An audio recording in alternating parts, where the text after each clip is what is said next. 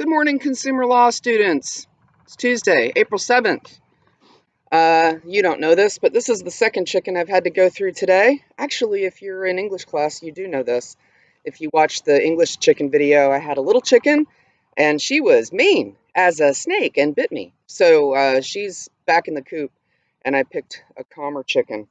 So anyways, thank you all for your comments on the video yesterday. You guys really did a good job with it, and I agree. There's a lot of discrimination that goes on in employment. Today we're going to talk about one that is also rampant. Yesterday we talked about race. Today we're going to talk about making discriminatory decisions in employment based on sex. So the law says it's illegal to fail or refuse to hire or to discharge any individual or otherwise to discriminate against any individual with respect to compensation, terms, conditions, or privileges of employment because of such individual's sex. There's a lot of law going on right now about this as it applies to sex versus gender. This part of the law also covers sexual harassment and pregnancy-based discrimination. Sexual harassment includes practices ranging from direct requests for sexual favors to workplace conditions that create a hostile environment for persons of either sex, including same-sex harassment. It also includes the Pregnancy Discrimination Act, which prohibits discrimination on the basis of pregnancy, childbirth, and related medical conditions. So, just like race, though, these things are really, really hard to prove. And it's difficult in a workplace to decide what is harassment. It's difficult to decide if a decision is based on someone's gender. There are a lot of well, I shouldn't say anymore There used to be a lot of kind of like sneaky laws that would say things like, oh, well, we're hiring and we'll hire anybody, but they have to be 6'2".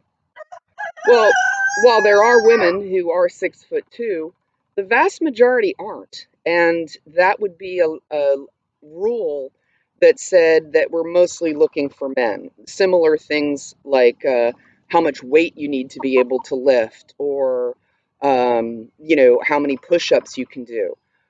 So things like that uh, have been construed as sexual or sex discrimination based on gender.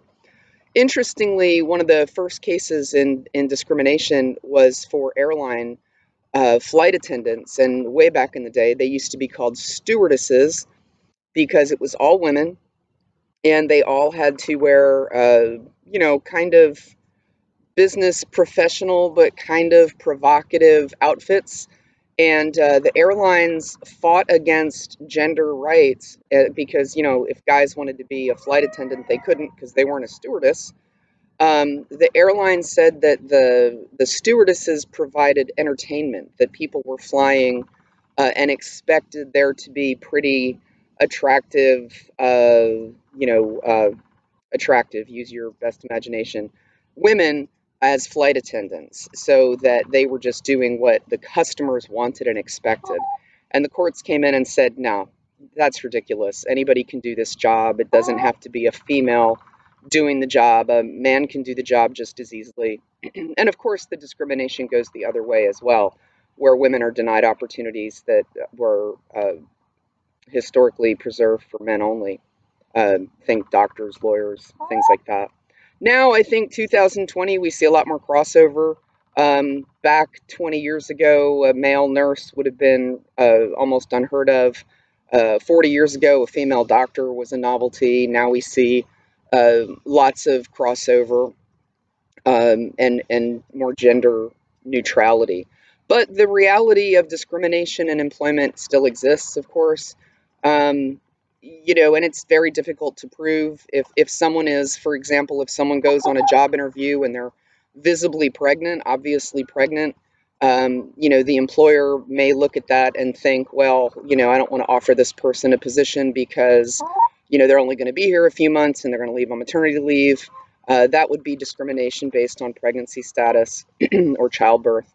So lots of gray area in this law regarding what would be acceptable and what wouldn't be, and a lot of arguments in the cases. So again, we're back to the same thing. An ethical and moral employer is going to hire the best person for the job, regardless of any of these immutable characteristics, things people can't necessarily change, and avoid any kind of illegal discrimination to make sure that their workplace was fair and equitable for everybody. So, comment, let me know what your thoughts are on sexual discrimination. Does it go far enough? Is there a way that it could be implemented more clearly, better? Let me know. And I'll see you guys tomorrow. Don't forget to do the assignment, not the assignment, the attendance assignment, so I can mark you present.